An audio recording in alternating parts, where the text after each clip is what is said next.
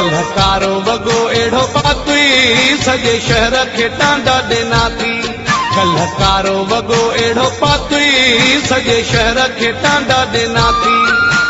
के वनी पुता इस पताल में एथिया चरियन जेड़े हाल में संतु टीवी ता डिठो थी। अजु कावश में न पढ़ियो थी सजे शहर के टांडा देना थी। कलहकारो वगो एड़ो पातुई सजे शहर के टांडा देना थी। कलहकारो वगो एड़ो पातुई सजे शहर के टांडा देना थी। के वनी पुता इस पताल में एथिया चरियन जेड़े हाल में संतु टीवी ता डिठो थी।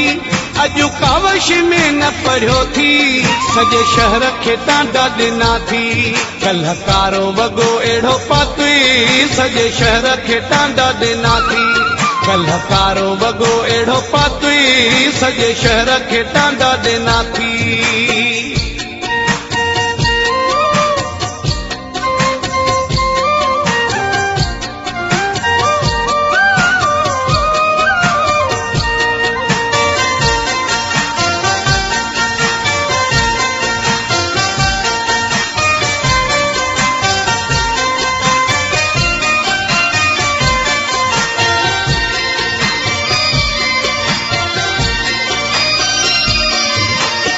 देखनी अखी तो हो निहारियो उनखे तो ही उते हो बिहारियो।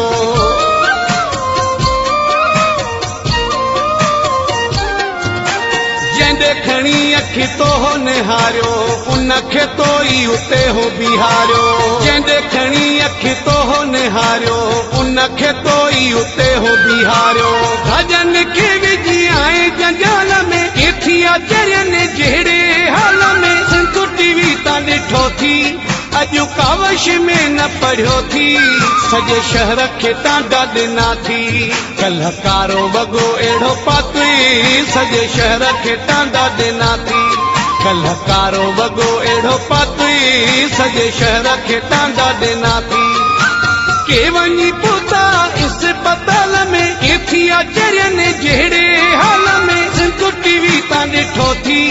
अजु कावश में न पढ़ियो थी सजे शहर के टांडा देना थी। कलहकारो वगो एड़ो पातुई सजे शहर के टांडा देना थी।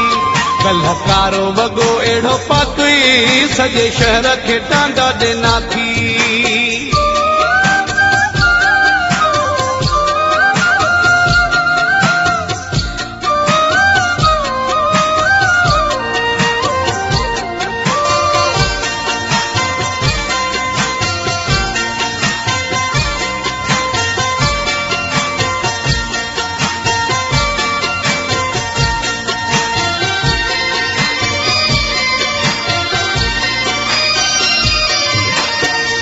वदे सा आए कतार में शोर मची वियो शाही बाजार में।